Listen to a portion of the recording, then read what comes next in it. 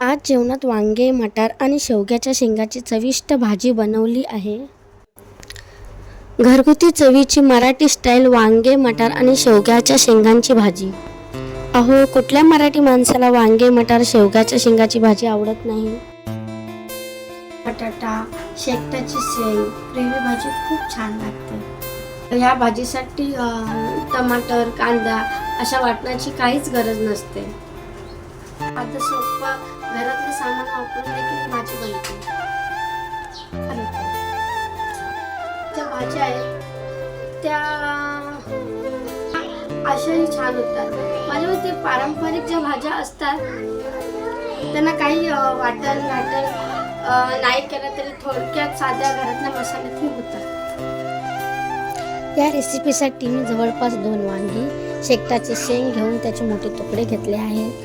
वजनाच्या प्रमाणात सर्व भाज्या मिळून साधारण पाव किलो घेतले आहे.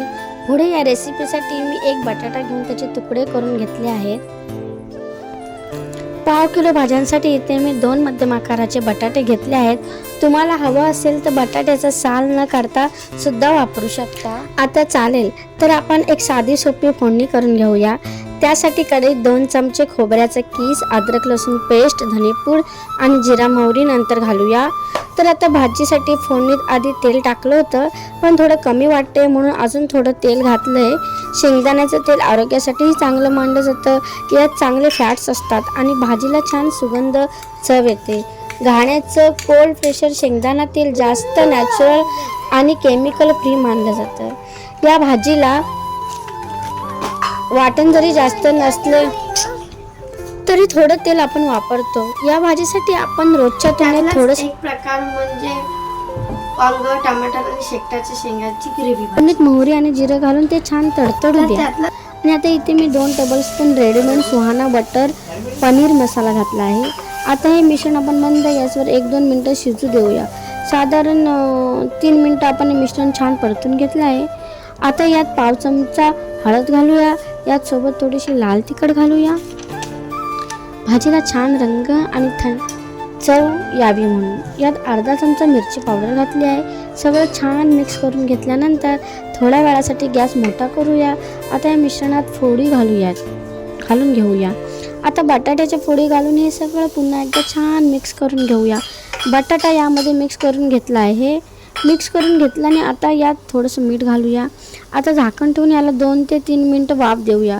बटाटा छान वाफून झाला आहे. वांगा आणि मटार शेंगांच्या तुलनेत बटाटा शिजायला थोडा जास्त वेळ लागतो म्हणून तो आधी घातला आहे. आता वांग्याच्या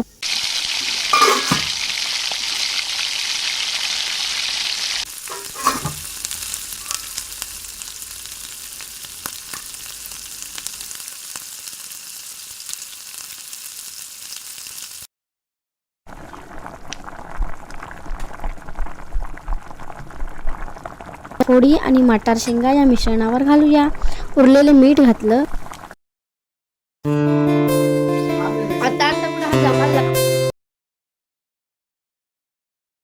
भाजीला छान रंग आणि चव यावी म्हणून आता अर्धा चमचा काश्मीरी मिरची पावडर घालूया.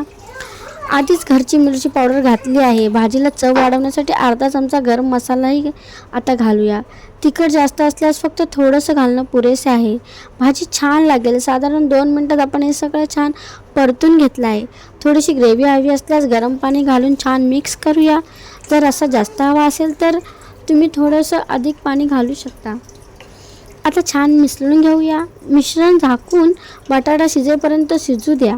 भाजी छान शिजायला आता साधारण 10-15 मिनिटं शिजू द्या. बटाटा आधीच शिजला होता.